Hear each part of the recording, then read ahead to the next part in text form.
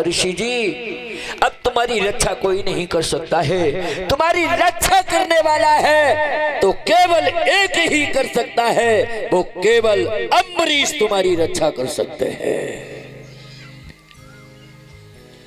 जो कहा अम्बरीश, कहा वो तो मेरा दुश्मन है, मेरी उससे लड़ाई झगड़ा चल रहा है, मेरी दुश्मनी तो उसी से है।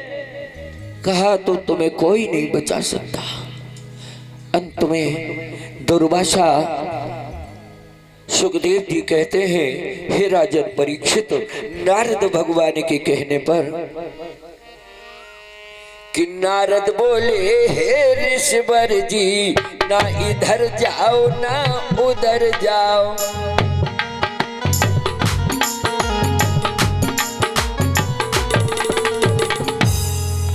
नारद बोले, हे ऋषिवर जी, ना इधर जाओ ना उधर जाओ। यदि अपने प्राण बचाने, यदि अपनी जान बचानी है तो अम्बरीश के पास जाओ।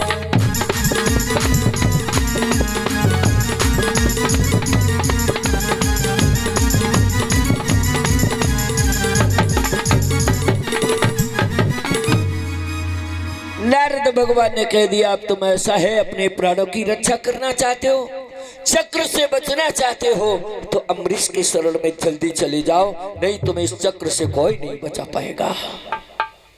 अंततो गत्वा बंधुओं, अम्बरीश की शरण में आज दुर्वासा ऋषि जी चले जाते हैं, क्षमा याचना मांगते हैं और क्षमा मांग करके दुर्वासा लज्जित होकर के पुनः वासी लौट जाते हैं। भक्त की हमेशा विजय होती है और जो अहंकार रूपी जो है, अहंकार रूप ये होता है, ये तो भगवान का बहुत बड़ा भोजन है, ये बहुत बड़ी बीमारी है। अहंकार रूपी ये बहुत बड़ी बीमारी है, ये मान लो ये कैंसर की बीमारी है अहंकार। अगर अहंकार जिसने कर लिया कि मैं हूं, तो समझ लो उसका अहंकार भगवान चूर चूर कर देते हैं। अहंकार तो करना ही नहीं चाहिए, चाहे विद्या का अहंकार हो, चाहे रूप का अहंकार हो, चाहे धन का अहंकार हो, चाहे पुत्र का अहंकार हो, चाहे पुत्रियों का अहंकार हो, चाहे पत्नी का अहंकार हो, चाहे भाइयों का अहंकार हो, चाहे कुटुंबजनों का अहंकार हो, चाहे गांव वालों का अहंकार हो, चाहे रिश्तेदारों का अहंकार हो, लेकिन अहंकार तो हर तरीका से बिल्कुल नहीं होना चाहिए।